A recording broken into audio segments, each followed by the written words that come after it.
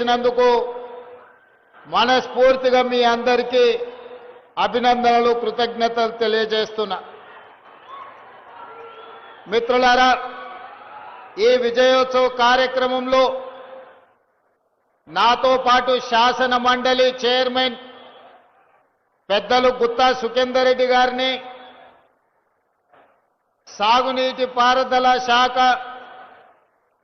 మరియు civil supplies minister, మీ అభిమాన నాయకులు పెద్దలు ఉత్తమ్ కుమార్ రెడ్డి గారిని, అదేవిధంగా దేవరకొండ నియోజకవర్గ ప్రజలకు ఎప్పుడు ఏ అవసరం వచ్చినా పూత వేస్తే పలికే మంత్రివర్గ సభ్యులు సోదరులు కోమటిరెడ్డి వెంకటరెడ్డి గారిని, అదేవిధంగా సహచర కమ్యూనిస్టు సోదరులు, శాసన మండలి సభ్యులు నెల్లికుంట సత్యం గారిని, అదేవిధంగా మిర్యాలగూడ శాసన సభ్యులు బత్తుల లక్ష్మారెడ్డి గారిని, నాగార్జున సాగర్ శాసన సభ్యులు యువమిత్రులు కుందూరు జైవీర్ రెడ్డి గారిని, అదేవిధంగా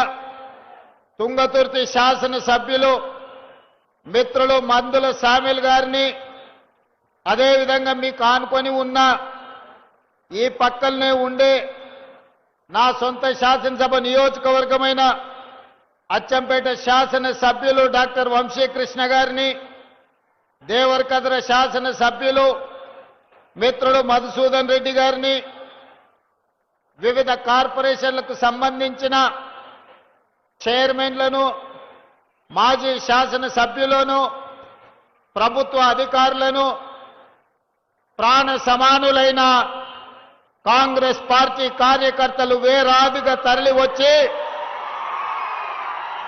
దేవరకొండ గడ్డ కాంగ్రెస్ పార్టీకి అడ్డా అని నిరూపించినందుకు మీ అందరినీ మనస్ఫూర్తిగా అభినందిస్తున్నా.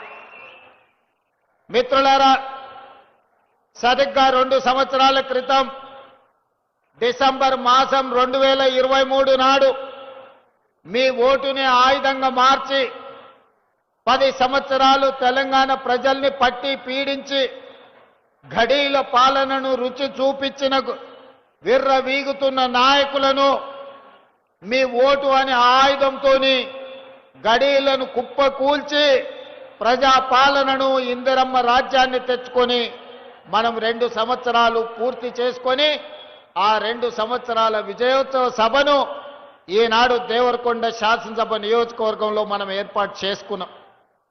మిత్రులారా, ఇవాళ మీరు ఆలోచన చేయండి. ఈ నల్గొండ జిల్లాకు ఒక చైతన్యం ఉన్నది.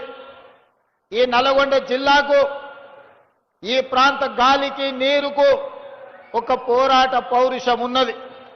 ఆనాడు నిజాం నవాబులు ఇక్కడి ప్రజల్ని పీడిస్తున్నప్పుడు, ఈ ప్రాంతం మీద ఆధిపత్యం చెలాయిస్తున్నప్పుడు, ఈ ప్రాంతంలో దోపిడీకి పాల్పడుతున్నప్పుడు, ఈ ప్రాంతానికి విముక్తి కలగాలి, భూమి కోసం, భుక్తి కోసం, విముక్తి కోసం సాయుధ రైతాంగ పోరాటాన్ని నిర్మించి ఆనాటి నిజాము ప్రభువులనే దిగంతాలకు తరిమి కొట్టిన ప్రాంతం ఈ నల్లగొండ ప్రాంతం.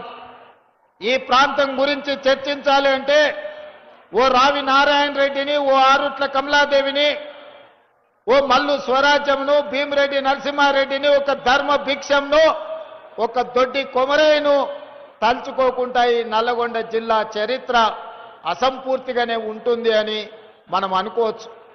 కొండా లక్ష్మణ్ బాపూజీ గారి త్యాగం వల్ల కొండా లక్ష్మణ్ బాపూజీ గారు నిలవ నీడనిస్తే పార్టీని పెట్టుకున్న వాళ్ళు వారు మరణించినప్పుడు కనీసం పరామర్శించడానికి కూడా ముందుకు రాలే. అదేవిధంగా ఈనాడు డాక్టర్ బాబాసాహెబ్ అంబేద్కర్ గారి వర్ధంతి, వారిచ్చిన రాజ్యాంగ స్ఫూర్తి, రాజ్యాంగం యొక్క హక్కు ఈనాడు తెలంగాణ రాష్ట్రం ఏర్పడడానికి పునాదులు వేసింది. శ్రీమతి సోనియా గాంధీ గారి త్యాగం, డాక్టర్ బాబాసాహెబ్ అంబేద్కర్ గారు ఇచ్చిన స్ఫూర్తి, ఆర్టికల్ 3 ప్రకారం ఈనాడు మనం తెలంగాణ రాష్ట్రాన్ని ఏర్పాటు చేసుకున్నాం. వాళ్ళందరి స్ఫూర్తితోనే శ్రీమతి సోనియా గాంధీ గారి ఆశీర్వాదంతో డాక్టర్ బాబాసాహెబ్ అంబేద్కర్ గారి స్ఫూర్తితో ఈనాడు ప్రజాపాలన ఇందిరమ్మ రాజ్యంలో మనం సంక్షేమము అభివృద్ధిని రెండు కళ్ళలాగా భావించి ఈనాడు ముందుకు వెళ్తున్నాం. మిత్రులారా, ఇప్పటి దగ్గర పెద్దలు ఉత్తమ్ కుమార్ రెడ్డి గారు చెప్పిండ్రు, ఆనాడు 10 సంవత్సరాల పాలనలో ఏ పేదవాడి కూడా రేషన్ కార్డు ఇవ్వాలి, పెళ్ళైన కోడలు ఇంటికొస్తే కనీసం ఆ కోడలు పేరు ఇంటి రేషన్ కార్డులో చేర్చాలన్న సోయి గత ప్రభుత్వానికి లేకుండే. తల్లిగారింటి నుంచి అత్తగారింటికి వచ్చినప్పుడు భూమి లేకపోయినా ఇల్లు లేకపోయినా ఆ పేదవాళ్లకు, ముఖ్యంగా గిరిజన ఆడబిడ్డలకు రేషన్ కార్డులో పేరుంటే ఆ కుటుంబ సభ్యురాలు అయినట్టుగా గుర్తింపు ఉండేది. కానీ ఆనాటి ప్రభుత్వం 10 సంవత్సరాలు ప్రజలు చెప్పులు అరిగేలా తిరిగినా పేదలకు రేషన్ కార్డు ఇవ్వాలన్న ఆలోచన చేయలేదు.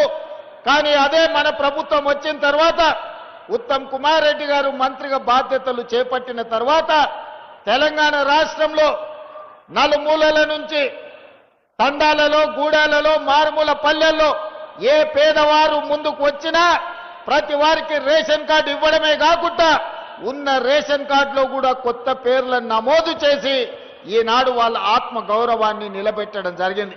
ఒక్క దేవరకొండ